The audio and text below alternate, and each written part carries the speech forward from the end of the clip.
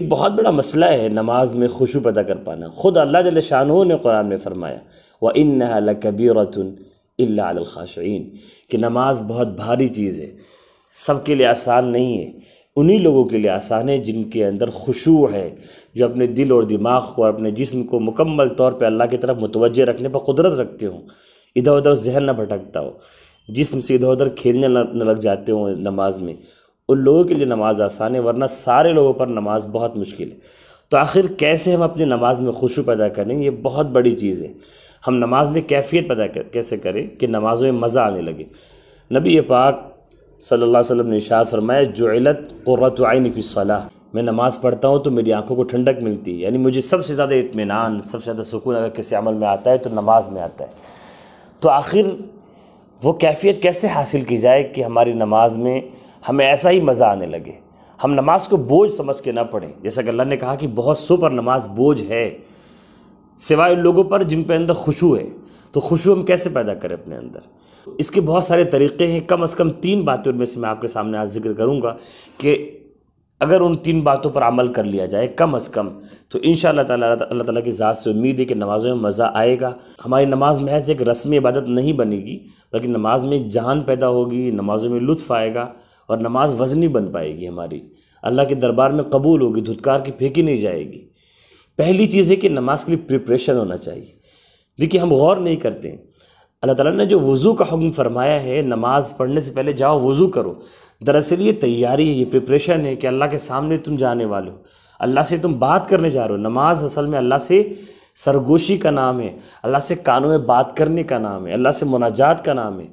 حدیث شریف میں ہے کہ جب بندہ نماز پڑھتا ہے تو یناجی ربہ، اپنے رب سے باتیں کرتا ہے۔ بندہ قرآن پڑھتا ہے ادھر سے اللہ جواب دیتے ہیں۔ تو ہم جب یہ سمجھیں گے ہم اللہ سے ملاقات کرنے کے لیے جا رہے ہیں، جیسے ابھی ہم میں سے کوئی آدمی کسی بڑے سے ملنے جائے، دنیاوی اعتبار سے کسی کمپنی کے ہیڈ، کسی وزیر، کسی بادشاہ سے ملاقات کرنے کا موقع مل جائے تو بڑی تیاری سے جائیں گے، سوٹ بوٹ پہن کے جائیں گے، لوگوں سے پوچھیں گے ہمیں کیا بات کرنی چاہیے، کیسے ملاقات کی جاتی ہے، طریقے پوچھیں گے، اس کے بعد جائیں گے، صحیح وقت پہ جائیں گے۔ تو اگر ہمیں یہ استحضار ہو جائے کہ ہم خالق کائنات، ساری کائنات کے مالک اور خالق پروردگار اللہ کے سامنے جانے والے، ان سے بات کرنے جانے والے، ان کے گھر جانے والے، تو پھر ہم اس کے لیے تیاری کریں گے۔ تو دراصل وضو پریپریشن کا نام ہے، لہذا جس آیت میں اللہ تعالیٰ نے وضو کو فرض فرمایا اس آیت کا انداز آپ دیکھیے، یا ایھا الذین آمنوا اذا قمتم الى الصلاة فاغسلوا وجوہکم وایدیکم الى المرافق وامسحوا برؤوسکم وارجلکم الى الکعبین کہ ایمان والو جب تو نماز پڑھنے کا ارادہ کرو، جب نماز پڑھنے کے لیے کھڑے ہو تو یوں ہی مت چلے آؤ، پہلے اپنے چہرے کو دھلو، اپنے فیس کو واش کرو، اپنے ہاتھوں کو دھلو کوہنی سمیت، اپنے سر کا مسح کرو، پیر کو دھو۔ یعنی یہ کیوں دھلا جا رہا ہے؟ کیا ہمیں اپنے چہرے کا استعمال کرنا ہے، اپنے ہاتھ کا استعمال کرنا ہے، اس سے کچھ کھانا ہے؟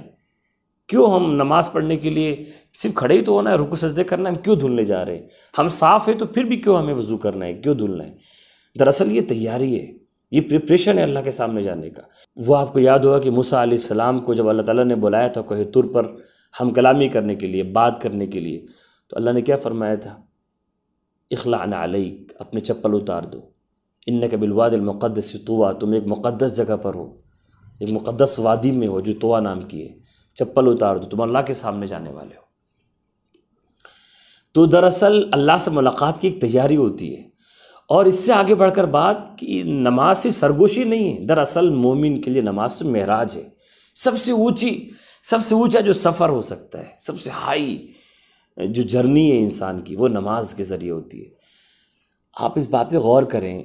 کہ اللہ کے رسول صلی اللہ علیہ وسلم کو جب معراج نصیب ہوئی، ان کی جسم کے ساتھ ان کو 7 آسمان کے اوپر اللہ تعالیٰ نے عرش کے پاس بلایا، تو وہاں پر بلا کر کیا تحفہ دیا تھا؟ نماز کا تحفہ دیا تھا۔ تو دراصل نماز اور معراج میں ایک تعلق ہے، ایک ربط ہے، ایک کنیکشن ہے۔ وہ کنیکشن یہی ہے کہ معراج میں ملا ہوا جو تحفہ ہے نماز، وہ نماز خود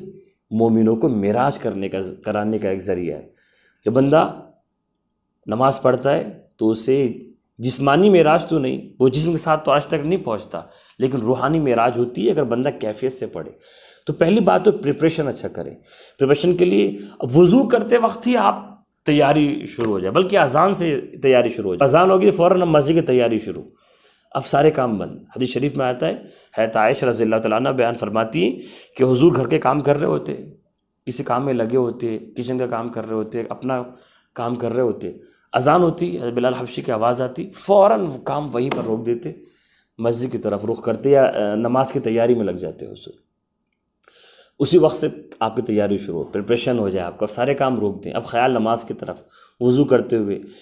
آپ صحیح سے وضو کریں نماز کے لیے۔ روایت میں آتا ہے کہ جو بندہ صحیح سے وضو کرتا ہے اچھے طریقے سے، من یحسن الوضوء فیسبغہ، اچھے طریقے سے جو وضو کرتا ہے پھر مسجد جاتا ہے صرف اللہ کے سامنے حاضر ہونے کے لیے، نماز پڑھنے کی نیت سے، دکھاوے کے لیے نہیں، صحیح نیت سے مسجد جاتا ہے، تو تبشبش اللہ الیہ، اللہ اس کو دیکھ کر ایسا خوش ہوتے ہیں، اللہ ایسے بشاشت کی کیفیت میں ہوتے ہیں، ایسا خوش ہوتے ہیں، کما یتبشبش اہل الغائب بطلعتہ، جیسے کسی آدمی کو اپنی کھوئی ہوئی چیز مل جاتی ہے تو کھوئی ہوئی چیز کو جب دیکھتا ہے کہ مل گئی تو کیسا لپکتا ہے آنکھوں میں چمک لے کر، ایسا ہی اللہ تعالیٰ کو خوشی ہوتی ہے۔ تو ہمیں یہ سکھایا گیا ہے کہ وضو کے وقت سے ہی ہمیں نماز کی تیاری کرنی ہے۔ دراصل وضو نماز کی تیاری کا ہی نام ہے، ایک رسمی دھونا نہیں ہے، ایک رسمی صفائی نہیں ہے، دراصل ارادے کا نام ہے۔ اور مسجد جانے کی دعا ہے، آپ اس دعا کو یاد کریں۔ وہ انسان جب مسجد میں جا رہا ہے نماز کے لیے تو ایک تیاری کے ساتھ جا رہا ہے کہ اللہ میرے آنکھوں میں نور پیدا فرما، میرے دل میں نور پیدا فرما، اے اللہ میرے دائیں بائیں اوپر نیچے آگے پیچھے نور پیدا فرما، مجھے نور بنا دے، یہ دعائیں کرتے ہوئے جاتا ہے عربی میں۔ مسجد پہنچتا ہے تو اللہ سے رحمت کے دروازے کھولنے کی دعائیں مانگتا ہے، مسجد پہنچتا ہے تو نماز سے پہلے کی سنت پڑھتا ہے تاکہ ایک فرض نماز کی تیاری ہو سکے، یہ سب پریپریشن ہے۔ اور جب فرض نماز شروع ہو تو بس اللہ اکبر جب کہا تو سارے خیال منقطع کر کے ہر طرف سے ذہن کو ہٹا کر اب اللہ کی طرف ذہن کو لگا دینا ہے۔ تو سب سے پہلی چیز تو ہے پریپریشن، نماز کی تیاری، یہ سوچنا کہ ہم اللہ کے سامنے جا رہے ہیں۔ دوسری چیز جو بہت اہم ہے اور افسوس کی اس حوالے سے بہت زیادہ غفلت ہے ہماری تمام مسلمانوں میں، بہت کم لوگوں کو چھوڑ کر، عوام تو ساری اس خطا میں ملوث ہے، وہ یہ ہے کہ نماز کے جو کلمات ہیں، جو ورڈز ہیں پریئر کے، اس کے مطلب کو سمجھنا۔ اللہ اکبر، سبحان اللہ، عجیب بات ہے کہ بہت سے لوگوں کو سبحان اللہ کا مطلب نہیں پتہ، سبحان ربی الاعلیٰ کا، سبحان ربی العظیم کا مطلب نہیں معلوم، بہت سے لوگوں کو سورہ فاتحہ کا ترجمہ نہیں آتا ہے، اس کی میننگز نہیں آتی، وہ ان کو نماز پڑھتے ہوئے 30 سال 50 سال ہو گئے نماز پڑھتے ہوئے، آج تک جس سورہ کو روزانہ 20 بار وہ پڑھتے ہیں، 50 بار پڑھتے ہوں گے، اس کا معنی یاد نہیں کر سکے، وہ 7 آیتوں کا معنی۔ ہم جو نماز پڑھ رہے ہیں اللہ اکبر، ایک ہماری نماز تو رٹی رٹائی ہے، رٹی رٹائی نماز پڑھتے ہیں، خود بخود ہاتھ اٹھ جاتا ہے، زبان سے خود اللہ اکبر نکل آتا ہے اور ہم نیت باندھ لیتے ہیں اور خود بخود ساری چیزیں ہوتی ہیں، ہمارا ذہن حاضر نہیں ہوتا، ہم خود نہیں کہہ رہے ہوتے، زبان خود چلتی ہے۔ تو جو ورڈز ہیں ہمارے، اس کا معنی یاد کرنا پڑے گا نماز کے، اور اس کے معنی کو سوچ کر اللہ اکبر جب کہیں تو اس ذہن میں ہو کہ سب سے بڑا اللہ ہے۔ اللہ اکبر کا معنی جو ہے کہ اللہ سب سے بڑے ہیں، تو اللہ کی بڑائی کا احساس کرتے ہوئے اللہ اکبر کہنا ہے۔ سورہ فاتحہ تو یہ ایک لمبی چیز ہے، تمام ورڈز کو یاد کریں، اللہ اکبر سے لے کر السلام علیکم ورحمۃ اللہ تک، وہ صورتیں جو آپ پڑھتے ہیں، سورہ فاتحہ، وہ تسبیح جو آپ نمازیں پڑھتے ہیں، وہ دعائیں جو آپ پڑھتے ہیں، تحیات کا معنی، درود شریف کا معنی، یہ ورڈز یاد جو ہیں نماز کے، یہ جو کلمات ہیں نماز سے، ان کا معنی یاد کرنا، یہ دوسری تیاری نماز میں خشوع پیدا کرنے کے لیے۔ اور تیسری چیز ہے جو آسان ہے اور بہت اہم ہے، وہ یہ کہ جب آپ نماز پڑھنے جائیں تو آپ یہ سوچیں کہ آپ اللہ کے سامنے کھڑے ہیں، آپ یہ سوچیں کہ آپ اللہ کے سامنے کھڑے ہیں، آپ اللہ کو دیکھ رہے ہیں۔ حضور نے فرمایا کہ بندہ کوئی بھی عبادت کرے تو یہ سوچے کہ وہ اللہ کو دیکھ رہا ہے، اور اگر یہ نہیں سوچ سکتے تو کم از کم یہ سوچے کہ اللہ سامنے ہے، میں اللہ کے سامنے کھڑا ہوں۔ بعض علماء نے یہ کہا کہ آپ یہ سوچو نماز پڑھتے ہوئے کہ میں اللہ کے سامنے کھڑا ہوں، اللہ میرے جل شانہ کہ ذات اقدس میرے سامنے، میں ان کے دربار میں حاضر ہوں،